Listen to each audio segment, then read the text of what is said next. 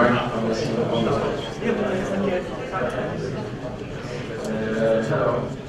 my name is Konrad Czernik, and I'd like to introduce myself because I'm not the popular person, especially in game development doesn't have the rock stars, so you know any of us, maybe we're popular on forums or other sites, maybe.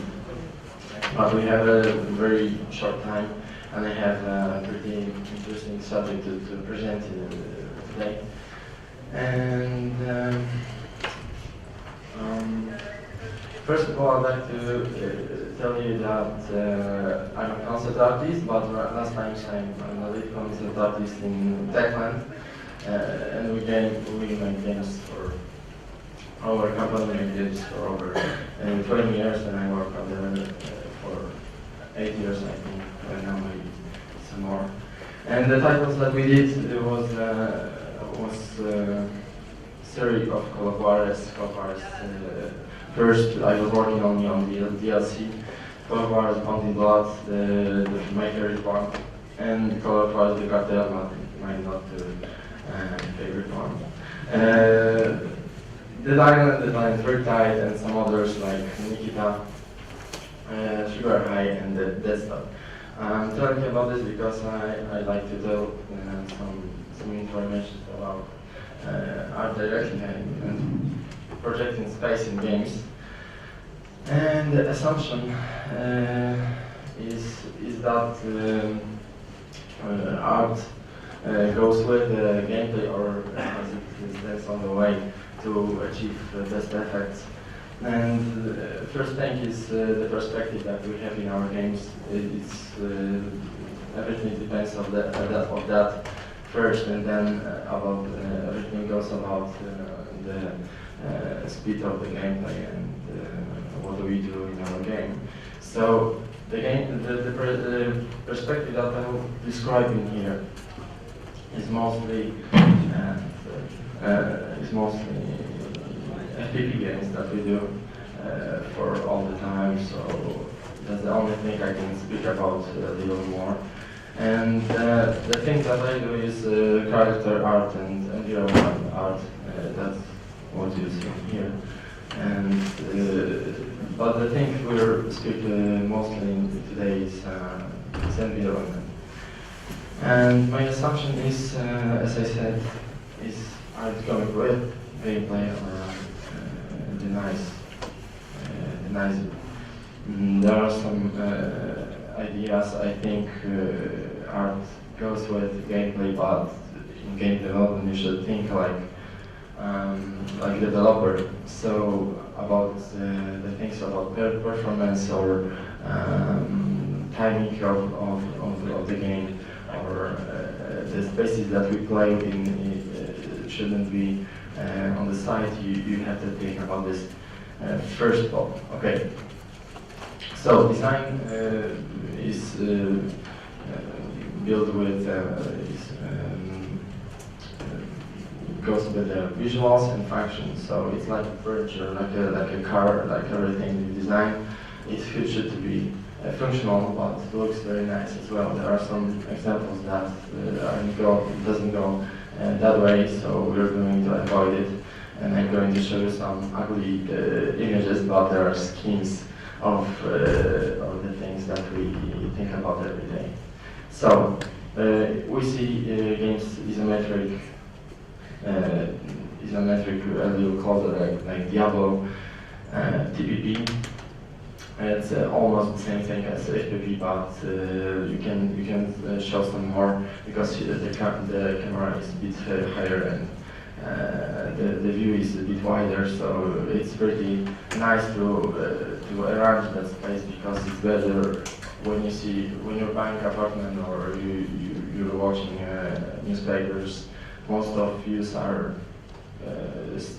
took from a bit higher place, so it's easier, but the most immersive is FPP. That's my opinion. We can speak about this, but that's what we do, and I can necessarily speak about this. So, first thing is navigating. game. It should be reliable, so we can navigate with geometry, light, color, action, and maybe some others, but those are little things that we're not going to speak today. And the geometry, you know, as normal thing is maps and of course bending corridors and making spaces. That's obvious thing.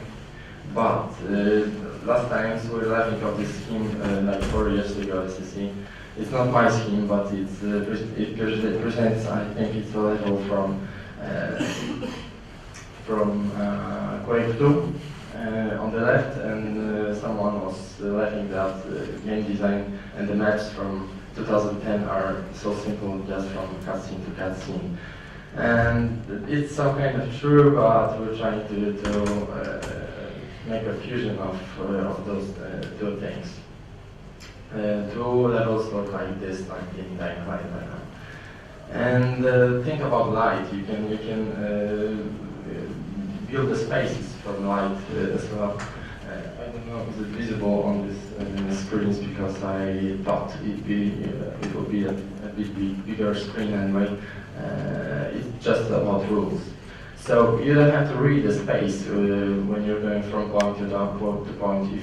If you see the area that you're going to, you should see only doors or I don't know, the loot or the enemy that interests you. And the example is from I think it's a Dead Space. There are some examples that are darker, but as you see, the corridor is not geometrically complicated, but the spaces in shadow can hide enemies or something interesting. Other games use it as well. So it's a concept out from that island, I think, and we took this concept and we did this room very dark, and there was only some shiny elements of specular spaces, and everything was in the shade. So you could meet zombie anywhere in here. And geometry of the room is very simple, but the gameplay was pretty suspensive. And about color, of course, if you see some accent of the color, it navigates you as well. So examples of this we can see, for example, in Metro Last Light, the levels, that was the swamps. It was a very hard level for me because of the oxygen and problems with the enemies, but I was so lost out there, and finally I found that there are red flags that are navigating from point to point. There is a row in on this desert that planes are dropping barrels with the oil that are black from in the distance, that you always see 2 barrels. And the same thing is in here, that on the level you always see those flags. And you see always 2. So the level doesn't even teach any other way than this. So if we're about color, it's a pretty big subject, but we're going to skip it very fast, but I need to tell you some things. Great impact of emotions and building climate is about in color. So I wish I could show you some old concepts. This is the oldest concept from that island, when the title was totally different. I can tell you what, but it's bright and shiny, and the contrast in this place is the blonde. So the other area that is very poor and stinky almost is visible in other part of the level, and the feeling should be totally different. There is a mess, and the GAP, so game artist presentation in this place is very messy. So it's all about color, of course, about mess and good geometry, but color, light, and geometry have to work with themselves. A beautiful example of using color is in Bioshock, in any part. I think it's the first part. So, of course, there is a palette that we use for textures, but overall, after texturing objects, we use post-process. So anyone that does this, and the feeling of the game is totally different. It's warm, but it makes a contrast for moisture in this level, so it was very interesting. The examples from the field movies, it's an old movie that's called The Lost Children, I think it is in English, the title, but you see how big impact is in color, so even if the gameplay and the timing of the game doesn't give communicate what kind of gameplay and what kind of what resources does the designers use, we can put another tip to get to make a bigger impact of emotions in the location. So the same thing is about Constantine, and funny thing is that our director was clearly saying that he was looking for paintings from Gothic and classical art like Brzezinski. So it's very nice that he found something interesting in classical things, and we do the same thing in our project Hellraid as well. And about metrics, there are two words, and from the first view you always see which location in which location we are. So the design of all the elements, of course, but lighting and color gives a tip. What feeling should we get from that space? And the same about our westerns, but I'm going to skip the more interesting things. The classical paintings, I think everything is the same, has the same things like composition, lighting, and we have to think why in our work. A few years ago, when I was starting working in game industry, we were only seeking and looking for references from other games, from movies, but right now it's not enough, and we have to look further. And amazingly, Old Masters has better solutions for composing and arranging spaces that we do right now. Maybe not definitely better, but they were thinking about it, about each painting a bit longer, and we always look for interesting references from old times, from old masters. And the thing we use in our games is the bridge between old school art and modern art. So we're making a fusion of digital painting and classical, thinking about color and the space. So about teasing the space, we build the road of the player, the path that we're playing. But we are always teasing the objects that are in front of you. We call it wings. The interesting places that we're going to meet in some later, a bit later. And possibly you're not going to reach them, but they're always interesting, and they're navigating you. How much did you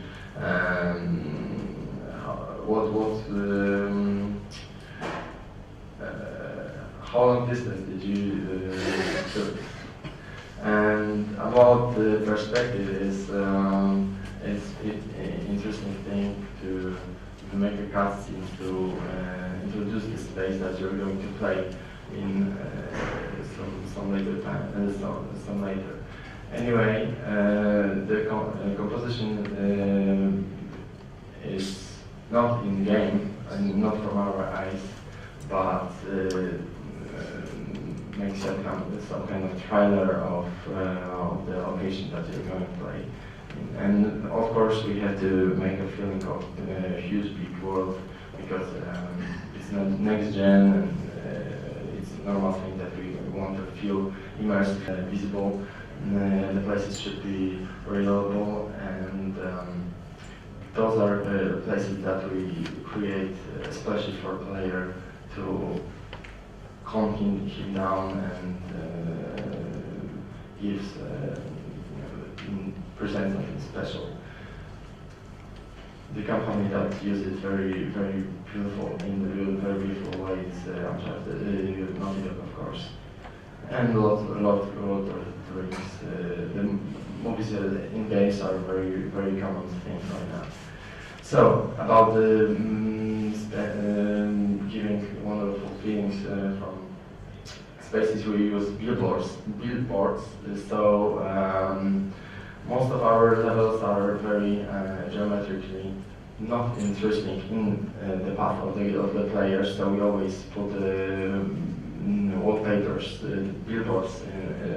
Sometimes those are objects, but we're creating as many plans as possible, like first, second, third, and fourth plan to make a feeling of a great world. We can navigate, of course, with action. It's a funny example, but okay, it's a typical example, but some kind of happening that is behind us, behind the wall that we're right now before, but we hear or see. Call of Duty makes those things very often. So it's part of art and gameplay as well. So it goes with in the same direction. So of course, happening is the thing that we see in the motion.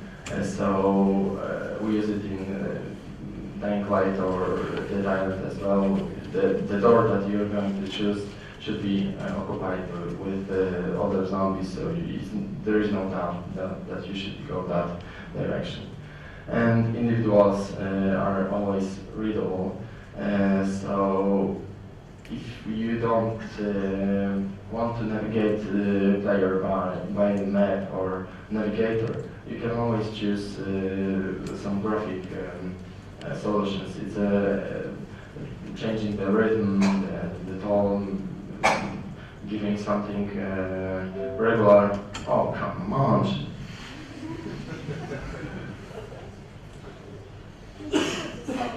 Okay. Giving some regular lines in a total mess, or giving something characteristic. I just created some visual schemes to show the role, but we use it very often. For example, in Naughty Dog, they use the same thing, where you have when you have a regular wall and there is a simple gap that is very bright, you don't have to doubt which direction you're going. The same is about the direction, the wall, the things that you meet on your path. It's like a romance with a bad guy. The bad thing is always interesting. So it's the same about space in games. And about slalom thing, the worst solution is to make a road very simple. So always that kind of covers or buildings or anything. About the best thing is that you have always sphere of view.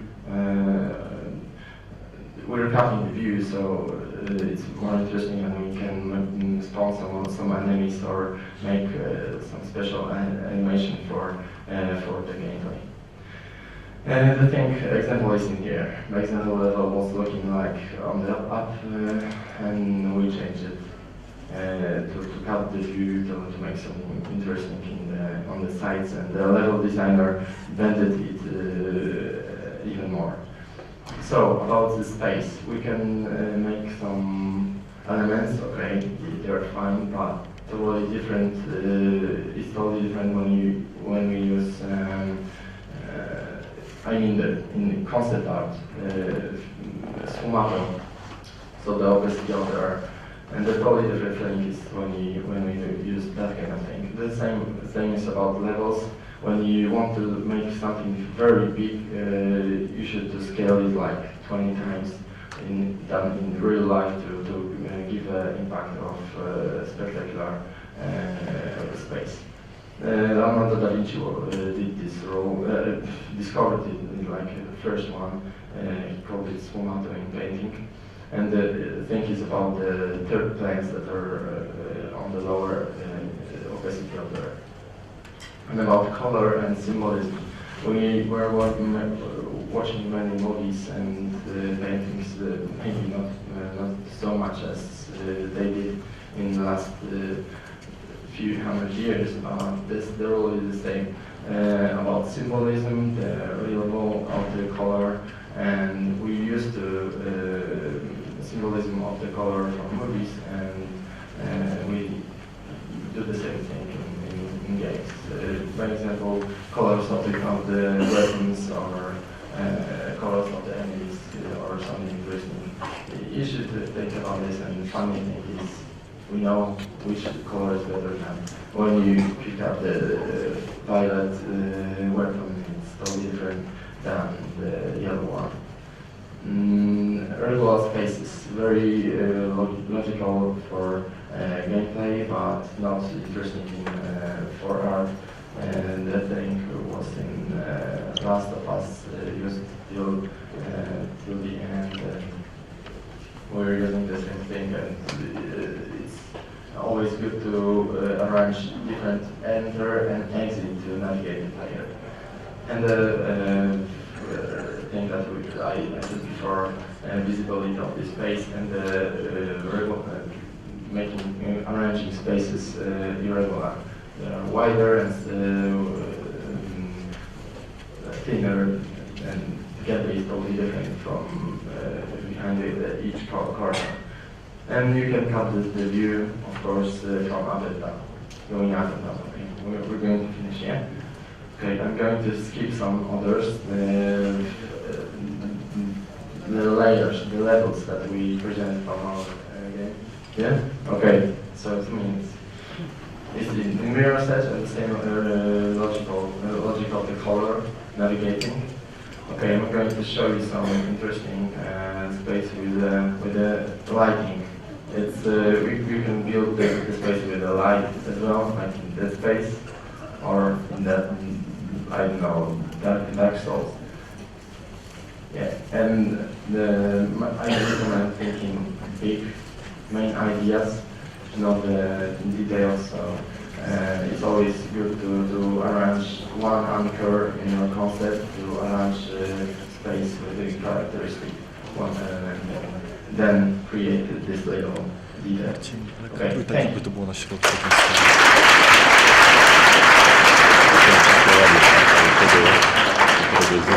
To mam idealnie go na pozycji, a jak zrobię na środku, żeby było idealnie, to wtedy ten